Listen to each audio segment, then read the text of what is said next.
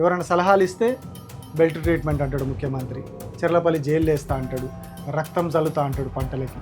ఈ ఫ్యాంటసీలు ఏందో అర్థం కాదు. గతంలో పేగులు తీసుకొని మెడల్ వేసుకుంటా అంటాడు. ఈ కొత్త కొత్త వింత వింత ఫ్యాంటసీలు వస్తున్నాయి మరి ముఖ్యమంత్రి గారికి. ఈ రాయలసీమ సినిమాలు, ఫ్యాక్షన్ సినిమాలు ఎక్కువ చూస్తారేమో. ఈ ఫ్యాంటసీలన్నీ ఆ సినిమాలో ఉన్న ఫ్యాంటసీలే కనిపిస్తున్నాయి.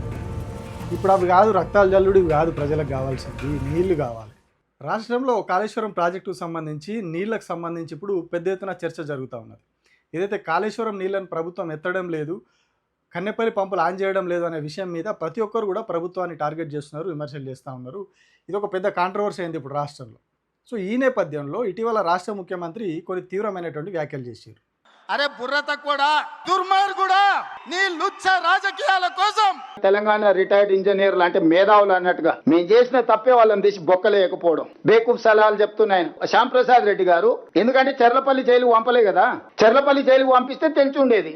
ఏమున్నది, వీళ్ళని కోసి రక్తం జల్లితే పంటల మీద అదే పండుతుంది. వీళ్ళిద్దరికి బెల్ట్ ట్రీట్మెంట్ ఇస్తే గానీ దారిలో పడరు. వాళ్ళిద్దరికి బెల్ట్ ట్రీట్మెంట్ అవసరం ఉన్నది. రిటైర్డ్ ఇంజనీర్లను ప్రతిపక్ష పార్టీని ఆయన పొట్టుపొడి తిట్టారు. నీళ్ళు వస్తలేవు అంటే వీళ్ళ రక్తం జల్లాలి అన్నారు. రిటైర్డ్ ఇంజనీర్లు ఇట్లా చెప్తున్నారు కదా అంటే వాళ్ళకి బెల్ట్ ట్రీట్మెంట్ ఇవ్వాలి, వాళ్ళని తీసుకుపోయి చెర్లపల్లి జైలు వేయాలని చెప్పి చాలా సీనియర్ ఇంజనీర్లను ఆయన ఇష్టం వచ్చినట్టుగా మాట్లాడారు. అయితే ఇది ఏదో భయపెట్టడానికో మరి ఆయన ఎందుకు మాట్లాడారో తెలియదు, కానీ నిజంగా భయపెడదాము వీళ్ళు ఇంకొకసారి నోరు తెరవరు మనం ఇట్లా బెదిరిస్తే అనుకొని మాట్లాడినట్టున్నారు. కానీ ఇది కంప్లీట్గా బ్యాక్ ఫైర్ అయింది ప్రభుత్వానికి. ఒకవైపు రాష్ట్రం కరువుతో అల్లాడుతూ ఉంటే చుక్క నీళ్లు లేక ఎగువ గోదావరి ఎండిపోతున్నది, దిగువ గోదావరిలో రోజుకు 1,00,000 క్యూసెక్ల వరద కిందికి పోతూ ఉన్నది. అయినా కూడా ప్రభుత్వం నీళ్ళు ఎత్తిపోయకుండా రాజకీయం చేస్తున్నది అనేది ప్రతి ఒక్కరు మాట్లాడుతున్నారు. ప్రతిపక్షాలు బీఆర్ఎస్ పార్టీయే కాదు, బీజేపీ వాళ్ళు మాట్లాడుతున్నారు. బీజేపీ రాష్ట్ర అధ్యక్షుడు రామచంద్రరావు కూడా మాట్లాడారు.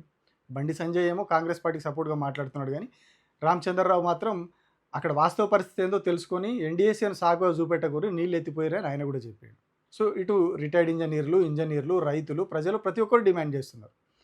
కానీ వీళ్ళందరూ భయపడతారేమో, వీళ్ళని భయపెడితే సైలెంట్ అయిపోతారేమో అని చెప్పి ముఖ్యమంత్రి చేస్తే అది కంప్లీట్గా రివర్స్ కొట్టి పైగా అసలు ఇప్పుడున్న పరిస్థితి ఏంది రాష్ట్రంలో, మీరు మాట్లాడుతున్న మాటలు ఏంది అనేది అందరూ కూడా రేవంత్ రెడ్డి మీద తిడుతూ ఉన్నారు. రేవంత్ రెడ్డి మీదనే రివర్స్లో ఫైర్ అవుతూ ఉన్నారు. రాష్ట్రంలో అసలు చుక్క నీళ్ళు లేక ఇబ్బంది పడతా ఉంటే మీరు ఇట్లాంటి మాటలు మాట్లాడడం, సలహాలు ఇచ్చిన వాళ్ళని ఇట్లా తిట్టడం, బెదిరియడం కరెక్ట్ కాదు, క్షమాపణలు చెప్పాలని చెప్పేసి డిమాండ్లు కూడా వస్తూ ఉన్నాయి. అంటే ఒకళ్ళు నిజంగానే కనుక ఈ నీళ్లు ఒకవేళ 97 మీటర్లు 96 మీటర్లు లేకపోయినప్పటికి కూడా ఒక ట్రెంచర్లో కొట్టి కనీసం ఇంటికి తీసుకొచ్చి లేదా ఒక కాపాడు అనే మట్టి వల్ల ఇంత పోసి టెంపరీ ఒక 1-2 కోట్ల రూపాయలు ఖర్చు పెట్టాలని చేసుకోవచ్చు. కానీ మీరు ఆ ప్రయత్నం చేయకపోగా ఇవాళ సలహాలు ఇస్తున్న ఇంజనీర్లని వాళ్ళకు బెల్ట్తో కొట్టాలి, వాళ్ళ ట్రీట్మెంట్ ఇవ్వాలి, వాళ్ళ జైళ్ళలో పెట్టాలనేటువంటి మీ నీచమైన మాటలు ఇవాళ యావత్ తెలంగాణ సమాజం సిగ్గుతో తలదించుకుంటుంది. సో ఈ ఏదైతే రేవంత్ రెడ్డి వ్యాఖ్యల తర్వాత అంటే అప్పటి వరకు ప్రభుత్వం స్పందిస్తుందేమో, నిజంగానే నీళ్ళెత్తి పోస్తుందేమో, కొంచెం బేసిజాలు పక్కన పెట్టి రాజకీయాలు పక్కన పెట్టి రాష్ట్ర గురించి ఆలోచిస్తుందేమో అని అనుకున్నారు. కానీ ముఖ్యమంత్రి ఆ మాటలు మాట్లాడిన తర్వాత అందరికీ క్లియర్గా అర్థమైపోయింది ఇలా ఖచ్చితంగా పొలిటికల్ ఎజెండా ఉన్నది, అందుకే వీళ్ళు నీళ్ళు ఎత్తుతలేరు. ఎందుకంటే గతంలోనే అన్నారం సుందిల 2 బ్యారేజీలు కూడా పర్ఫెక్ట్ ఉన్నాయని చెప్పి శాసన మండలిలో స్వయంగా ఇరిగేషన్ శాఖ మంత్రి ఉత్తమ్ కుమార్ రెడ్డి చెప్పాడు. ఆ గ్రౌటింగ్ ప్రాసెస్ అయిపోయింది, ఆ లీకేజీలు అన్నీ కూడా క్లియర్ అయిపోయినాయి. సో ఇప్పుడు నీళ్లు నింపుకోవచ్చు అనే విషయాన్ని వాళ్ళే చెప్పారు. కానీ ఇప్పుడు కరువు పరిస్థితి ఉన్నది, నీళ్ళు ఎత్తిపోయింది అంటే అన్నారం సుందిలలో నీళ్లు నింపితే కూలిపోతాయి అని చెప్పి ముఖ్యమంత్రి మాట్లాడుతున్నాడు, ఇరిగేషన్ మంత్రి మాట్లాడుతున్నాడు. ఒకవైపు కరువుతో అల్లాడుతూ ఉంటే ఇంకొక వైపు ఏమో వీళ్ళు ఇట్లాంటి మాటలు మాట్లాడుతూ పోతున్నారు. ఎక్కడ కూడా నీరు దూపదీర్చే ప్రయత్నం చేస్తలేరు, నీళ్ళు ఎత్తిపోసే ప్రయత్నం చేస్తలేరు, ఆలోచన కూడా వాళ్ళకు ఉన్నట్టు కనిపిస్తలేదు. సో ఇట్లా ఇవంతా కూడా ప్రజలకు అర్థమైపోయింది. ఒకవైపు నీళ్లు పోతున్నాయి, ఒకవైపు వీళ్ళ మాటలు, రేవంత్ రెడ్డి చేసినటువంటి బెదిరింపులు ఇవన్నీ కూడా ప్రజలకు అర్థమైపోయి అందరు రివర్స్ అయ్యారు. రివర్స్ అయ్యేసరికి ప్రభుత్వం కొంత సెల్ఫ్ డిఫెన్స్లో పడ్డది. ఏం చేయాలి, మనం ఏదో చేసినట్టుగా హడావిడి చేయాలి. అదో సినిమాలో ఉంటుంది కదా, చనిపోయిన పేషెంట్ బతుకున్నాడు అన్నట్టు డ్రామా ఆడి లాస్ట్కి వచ్చి కళ్ళద్దాలు తీసి మేము చాలా ప్రయత్నించినాం కానీ చనిపోయాడు అని చెప్తారు కదా, అట్లా చేయాలి కదా. సో ఇప్పుడు ఆ కథ తెలంగాణలో స్టార్ట్ అయినట్టుగా క్లియర్గా అనిపిస్తూ ఉన్నది. ఇక ఇదే సమయంలో ఇంకొక వైపు ఆ బనకచెర్ల లింక్ ఏదైతుందో ఆ బనకచెర్లకు సంబంధించి కూడా సుప్రీంకోర్టులో ఎదురుదెబ్బ తగిలింది. వీళ్ళు ఏదైతే పిటిషన్ వేసిర్రో దానికి ఆపాలే, వాళ్ళ పనుల మీద స్టే ఇవ్వాలని చెప్పి మన ప్రభుత్వం, రాష్ట్ర ప్రభుత్వం ఏదైతే సుప్రీంకోర్టులో పిటిషన్ వేసిందో దాన్ని విచారించలేమని చెప్పేసి కోర్టు తీసిపడేసింది. కనీసం స్టే కూడా ఇవ్వలేమని చెప్పింది, పనులు ఆపాలని కూడా మేము స్టేటస్కో దానికి చెప్పలేము మేము అని చెప్పింది. ఎందుకు, పిటిషన్లో సాంకేతిక లోపాలనే అట. రాష్ట్ర ప్రభుత్వం వేసినటువంటి పిటిషన్లో సాంకేతిక లోపాలనే అభిషేక్ మను సింఘ్వి లాంటి పెద్ద పెద్ద లాయర్లు ఉంటారు, వాళ్ళు ఇక్కడ నుంచి రాజ్యసభకు పోతారు. వేరే వేరే సోషల్ మీడియా కేసులలో తలలు పండినటువంటి లాయర్లను తీసుకొచ్చి కేసులు వాదిస్తారు. కానీ ఇరిగేషన్కు సంబంధించి రాష్ట్ర హక్కులకు సంబంధించినటువంటి ఒక కేసులో మాత్రం, రాష్ట్ర హక్కులు పరిరక్షించాల్సిన కేసులో మాత్రం టెక్నికల్ సమస్యలతోటి వీళ్ళు పిటిషన్ వేసారంట. అవి క్లియర్ చేసే వరకు మేము దాన్ని విచారించము, మేము స్టే ఆర్డర్స్ కూడా ఇవ్వమని చెప్పి సుప్రీంకోర్టు కుండబద్దలు కొట్టేసింది. అంటే అక్కడ ఏపీకి ఇంకా కొన్ని రోజులు వెసులుబాటు దొరికింది, పనులు చేసుకోవడానికి, వాళ్ళు ఏమైనా చేసుకోవడానికి ఇంకొద్ది రోజులు టైం దొరికింది. మరి ఇలా కుట్ర ఉందనుకోవాలా ఇంకోటి అనుకోవాలనో అర్థం కాదు. సో ఒకవైపు ఏమో ఉన్న నీళ్ళు ఎత్తిపోయారు, ఇంకొక వైపు ఏమో అదే గోదావరిని ఆ బనకచెర్ల లింక్ అని చెప్పి నీళ్ళు ఎత్తుకుపోయే ప్రయత్నానికి ఇక్కడ పచ్చ జెండా పడ్డది. సో ఇప్పుడు ఈ పరిస్థితులన్నీ, పరిణామాలన్నీ ప్రభుత్వానికి మెడకు చుట్టుకుంటుంది. సో ఏం చేయాలి మరి? ఏదో ఒక హడావిడి చేయాలని చెప్పేసి ఒక కథ స్టార్ట్ చేశారు. మంత్రులందరూ కలిసి దేవాదులకు పోయారు. దేవాదుల సీతమ్మ సాగర్ అక్కడ పోయి చూసి ఈ మొత్తం దాని బ్యారేజ్ మీదకి పోయి, ప్రాజెక్టుల మీదకి పోయి చూసి పంపులు ఏం నడుస్తున్నాయి, ఏం చేస్తున్నాయి, ఎట్లున్నాయి, ఏం చేయాలి అని చెప్పి చూసి మేము కొన్ని నిధులు ఇస్తామని ప్రకటించి, మళ్ళీ సేమ్ కేసీఆర్ అట్లా కట్టిండు ఇట్లా కట్టిండు, మేడిగడ్డ కూలిపోయింది, కాళేశ్వరం కొట్టుకపోయింది, యాజ్ ఇట్ ఈజ్ రెగ్యులర్. అవి ఇక రిపేర్ల సంగతి ఏందని అడిగితే వచ్చే ఏడాది సమ్మర్లో రిపేర్లు పూర్తి చేస్తామని చెప్పి దాని మీద కూడా చెప్పారు. ఇప్పుడే పూర్తి కావు, ఇంకొక ఏడాది ఆగాలి. మేడిగడ్డ రిపేర్లు పూర్తి కావాలంటే ఇంకొక ఏడాది వరకు టైం పడుతుంది. ఏదైతే మొన్న చెప్పిండో ఉత్తమ్ కుమార్ రెడ్డి మళ్ళీ వాళ్ళు అదే మాట చెప్పిండు. మరి చాలా ప్రసిద్ధిగాంచిన సంస్థలతో ఇప్పుడు టెస్టింగ్ చేస్తున్నాం. టెస్టింగ్ పూర్తి అయింది. మరి ఇప్పుడు డిజైన్, ఆ రిహాబిలిటేషన్ ఎట్లా దీన్ని రిపేర్ చేసి డిజైన్ చేయాలనో ఆ పనిలో ఉన్నాం. ఇంకా 3-4 నెలల్లో డిజైన్ పూర్తయి మరి పనులు మొదలైతే వచ్చే ఎండాకాలం మేడిగడ్డ, అన్నారం, సుందిల్ల బ్యారేజ్లు రిపేర్ అండ్ రిహాబిలిటేషన్ పనులు పూర్తి చేసి పూర్తి స్థాయిలో ఉపయోగించే విధంగా. సో ఇప్పుడు అప్పుడే మేడిగడ్డ రిపేర్లు పూర్తి అయ్యాం, నీళ్ళు ఎత్తాము, రాష్ట్రంలో కరువు తీర్చామని చెప్పేసి క్లియర్గా మళ్ళీ అక్కడికి పోయి కూడా చెప్పారు. కాకపోతే అక్కడికి పోయి 3 మంత్రులు పోయారు, 3-4 మంత్రులు పోయి కొంత హడావిడి చేసి, మీడియా ఎట్లాగూ మెయిన్ స్ట్రీమ్ మీడియా అంతా వాళ్ళనే చూస్తుంది కదా, సో లైవ్లు పెట్టి హడావిడి చేసి మాట్లాడి ఇదంతా వ్యవహారం నడిపించారు ఒకవైపు. సో ఇదంతా కొంత ప్రజల అటెన్షన్ డైవర్షన్ చేసి వీళ్ళు ఏదో చేస్తున్నారు, అక్కడ పోయి నీళ్ళు ఎత్తిపోస్తారా ఇంకోటి చేస్తారా అని ఒక అటెన్షన్ లాగే ప్రయత్నం చేశారు. ఇక ఇంకొక వైపు పాలమూరు రంగారెడ్డి ప్రాజెక్టులో ఇటు కృష్ణానది మీద, ఇటు గోదావరి మీదకి పోయొచ్చారు కదా, ఇటు కృష్ణా వైపు పాలమూరు రంగారెడ్డి ప్రాజెక్టులో ఏదైతే నార్లాపూర్ పంప్ హౌస్ ఉందో అది గతంలోనే బీఆర్ఎస్ పార్టీ ప్రభుత్వం ఉన్నప్పుడే డ్రై రన్ అయిపోయింది, వెట్ రన్ అయిపోయింది. వెట్ రన్ అంటే నీళ్లు తోటి ఆన్ చేసి చెక్ చేస్తారు ఏం నడుస్తుందా లేదా, సరిగా ఉందా లేదా అని.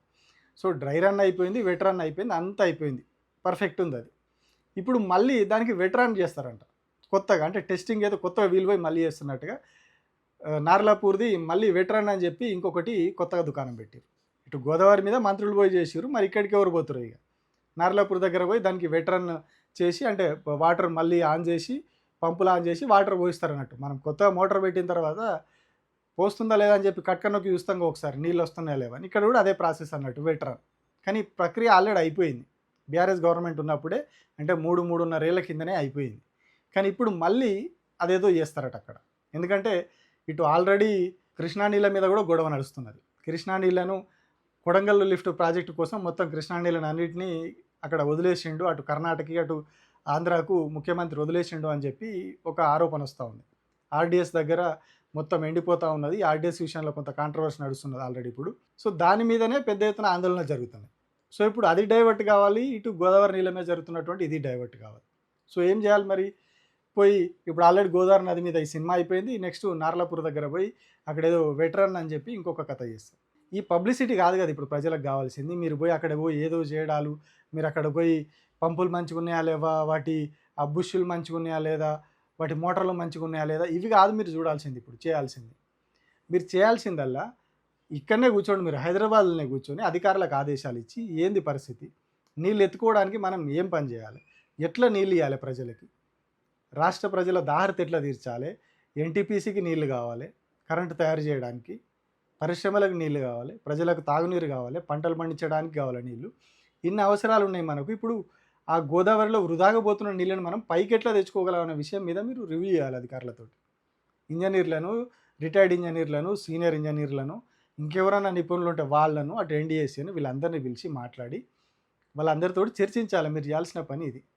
పోయి అక్కడ ఏదో షో చేసి దాని మీదకి పోయి బ్యారేజ్ మీదకి పోయి అక్కడ నీళ్ళు పోతున్నాయి, ఇట్లా నీళ్ళు పోతాయి చూడడం వల్ల ఏం ప్రయోజనం లేదు.